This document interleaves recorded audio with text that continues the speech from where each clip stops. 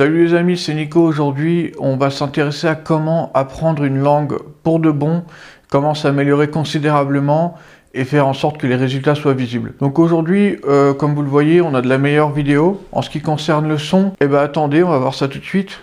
Allez viens, je t'emmène au vent. Oups, mauvaise playlist. Attendez. Au-dessus des gens. Et Ça c'est mieux. Alors je tiens à vous dire une chose par rapport à la dernière fois. Aujourd'hui, j'ai changé de vêtements. Ça fait plaisir.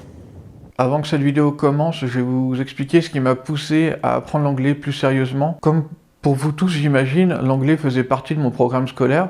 Voilà, ça faisait partie du programme et j'étais un élève modèle, si vous voyez ce que je veux dire. Et pourtant, à la fin du lycée, je ne savais pas aligner 2 phrases d'anglais. Mais ce qui m'a vraiment motivé, c'est le voyage en fait. C'est le fait de savoir que, en apprenant une langue, on a une chance sur 2 de pouvoir se faire comprendre dans le monde. Donc pour moi, c'était plutôt l'aspect liberté et le fait de pouvoir voyager dans n'importe quel lieu à l'étranger. Si vous parlez anglais, ça fait plus sérieux tout de suite et évidemment, vous vous ferez comprendre beaucoup plus facilement. Vous vous faciliterez la tâche et vous faciliterez la tâche de tout le monde autour de vous. Donc pour moi, la carotte était trop grosse pour passer à côté. Donc essayez de vous rappeler de pourquoi vous voulez apprendre cette langue plus sérieusement à la base et je pense que votre apprentissage en sera plus rapide.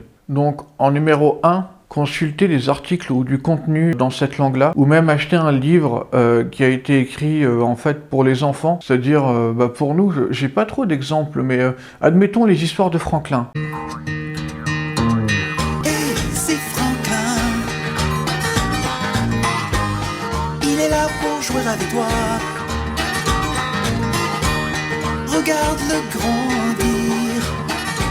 Voilà, donc si vous voulez apprendre l'anglais, achetez le bouquin des histoires de Franklin ou un truc super simple dans ce genre-là pour vous familiariser le plus possible avec l'anglais écrit. En numéro 2, achetez des manuels scolaires, les remplir et faire les exercices tout simplement. Dans cette vidéo, on est d'accord, on parle bien de se remettre à niveau. On n'est pas à un niveau débutant, on est à un niveau où on aimerait apprendre ça plus sérieusement. Parce qu'il y a plein d'Américains qui disent « Ouais, moi je parle français, j'ai fait du français pendant 3 ans. » Bah vas-y, parle français, vas-y. Croissant, bonjour, voilà, c'est tout. Le but, c'est en fait d'approfondir ce que vous connaissez déjà. Donc, achetez des manuels scolaires pour les enfants. Et d'ailleurs, je vais vous en montrer tout de suite. Bon, alors ça, je sais même pas ce que ça fait là, parce que j'ai acheté ça, je pensais que, voilà, pour mon niveau, j'aurais appris quelques trucs. Mais c'est vraiment du basique, ça. Donc, si vous trouvez l'équivalent avec votre langue, ça va être du basique. Ensuite, ça, c'est plus les manuels scolaires. Donc, espagnol niveau bac.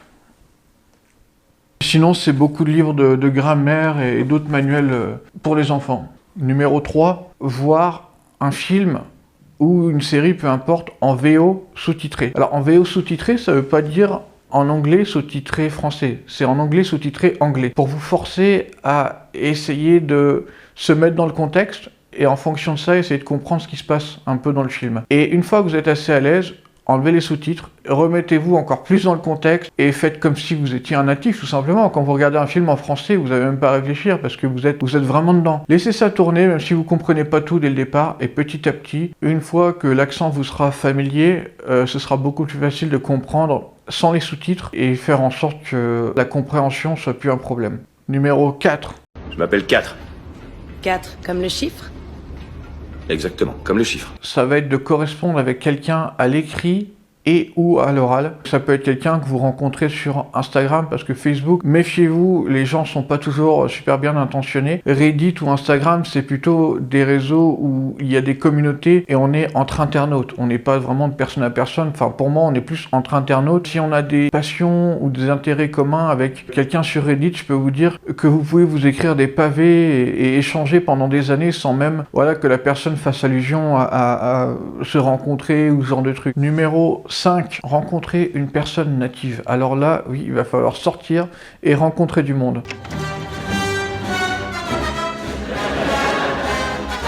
You doing okay, sweetie?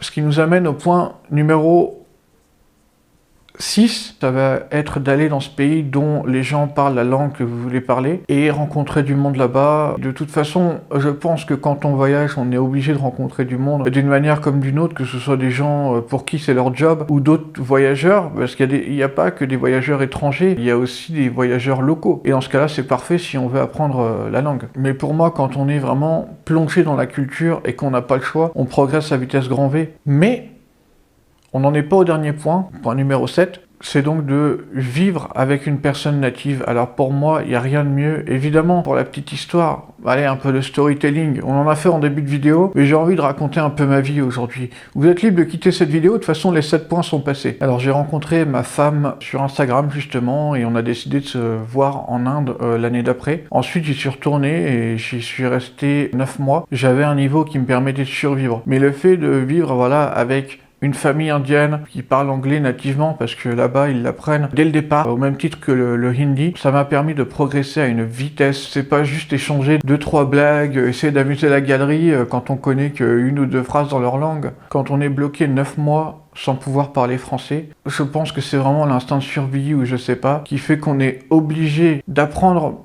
par mimétisme en fait. Comme les bébés, tout simplement. Et pour moi, quand on connaît une langue bien, mais vraiment bien, ça peut être une compétence qu'on garde à vie et qui peut nous aider dans beaucoup de choses. Alors n'oubliez pas de lâcher des petits et des gros pouces bleus. Enfin, peu importe, lâchez des pouces bleus, s'il vous plaît. Et retrouvez-moi mercredi prochain à 16 h. Donc c'est l'heure du goûter pour les enfants. Et toutes les semaines à la même heure. Donc c'était Nico. Salut!